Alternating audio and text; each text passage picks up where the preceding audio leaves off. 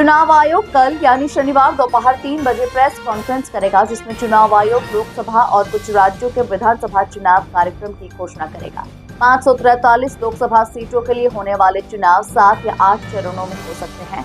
इसी के साथ ही ओडिशा, सिक्किम, अरुणाचल प्रदेश और आंध्र प्रदेश में विधानसभा चुनाव की तारीखों का भी ऐलान किया जाएगा। चुनाव की तारीखों के साथ ही पूरे देश में आचार संहिता भी लागू हो जाएगी।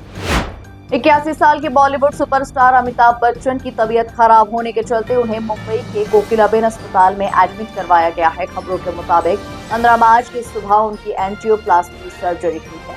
हालांकि अभी तक अमिताभ बच्चन या फिर उनके संबंधियों ने इस विषय में कोई भी खुलासा नहीं किया है। लोकसभा चुनाव से ऐन पहले आम नागरिकों को राहत मिली है। पेट्रोल डीजल पर केंद्र ने 2 रुपए और राज्य सरकार ने 2% वैट घटाया है। कीमतों में कटौती पूरे देश भर में लागू की जाएगी। इस कटौती के बाद राष्ट्रीय राजधानी में पेट्रोल की कीमत अब 94.72 रुपए प्रति लीटर होगी। वहीं डीजल 87.62 रुपए प्रति लीटर मिलेगा।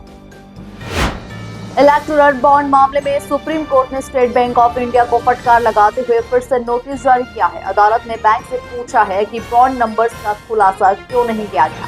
अदालत ने एसबीआई को बॉन्ड नंबर का खुलासा करने का भी आदेश दिया है। अदालत का ये भी आदेश है कि सील कवर में रखा गया डाटा चुनाव आयोग को दिया जाए, क्योंकि उनको इसे अपलोड करना है। अगली सुनवाई सोमवार को होगी। ये मंजर बिहार के बेगूसराय के स्कूल मैदान का है। यहाँ 9वीं और 11वीं की वार्षिक परीक्षा के प्रश्न पत्र स्कूल मैदान में फेंके गए और शिक्षकों को उसी में से अपने अपने स्कूल के लिए प्रश्न पत्र ढूंढने को कहा गया। ये दृश्य किसी सब्जी मंडी में आए ग्राहकों की बाट जैसा लग रहा था। मध्य प्रदेश के 12 लाख कर्मचारियों के लिए सरकार ने बड़ी खुशखबरी की घोषणा की है। महंगाई भत्ते की दर को 42% से बढ़ाकर 46% कर दिया गया है। ये आदेश 1 जुलाई 2023 से लागू होगा। मानव विकास पर संयुक्त राष्ट्र विकास कार्यक्रम की ताजा रिपोर्ट के अनुसार उच्च मानव विकास श्रेणी में चीन 75वें और श्रीलंका 78वें स्थान पर है, जबकि मध्यम श्रेणी में रखा गया भारत अपने पड़ोसी देश भूटान और बांग्लादेश से भी नीचे है। नागरिकता संशोधन कानून पर अमेरिका के बयान को लेकर भारत का जवाब सामने आया है। भारत के विदेश मंत्रालय के प्रवक्ता रणधीर जायसवाल ने इसे भारत का आंतरिक मामला बताया। बता दें कि इसे लेकर अमेरिकी विदेश मंत्रालय के प्रवक्ता मैथ्यू मिलर ने अपने बयान में कहा कि हम 11 मार्च को आए सीएए के नोटिफिकेशन को लेकर चिंतित हैं। इस कानून को कैसे लागू किया जाएगा, इसके करीब से निगरानी कर रहे हैं। कर्नाटक के पूर्व मुख्यमंत्री और भाजपा के वरिष्ठ नेता बीएस येदियुरप्पा पर पॉक्सो एक्ट के तहत एफआईआर दर्ज हुई है। उन पर नाबालिग लड़की से छेड़छाड़ का आरोप है। 17 साल की पीड़िता की शिकायत पर बेंगलुरु के सदाशिवनगर पुलिस स्टेशन में बीएस येदियुरप्पा के खिलाफ मामला दर्ज किया गया था। इधर येदियुरप्पा ने कहा, मुझ पर लगे सभी आरोप झूठे हैं, लेकिन मैं अभी ये नहीं कह सकता कि इसके पीछे कोई राजनीतिक मकसद है या नहीं। केंद्रीय मंत्री पीयूष गोयल ने बीती रात मुंबई लोकल में यात्रा कर सिद्धिविनायक के दर्शन किए। उन्होंने यात्रा के दौरान लोगों का हालचाल भी जाना। भाजपा के द्वारा मुंबई नॉर्थ से पीयूष गोयल के नाम की घोषणा के बाद पहली बार गोयल ने सक्रियता दिखाई।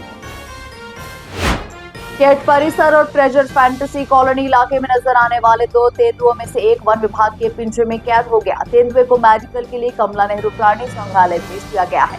दोनों ही तेंदुए को पकड़ने के लिए 4 दिनों से प्रयास चल रहे थे। वन विभाग की रेस्क्यू टीम ने 12 मार्च को कैट परिसर सर्चिंग के साथ ही 2 पिंजरे भी लगाए थे।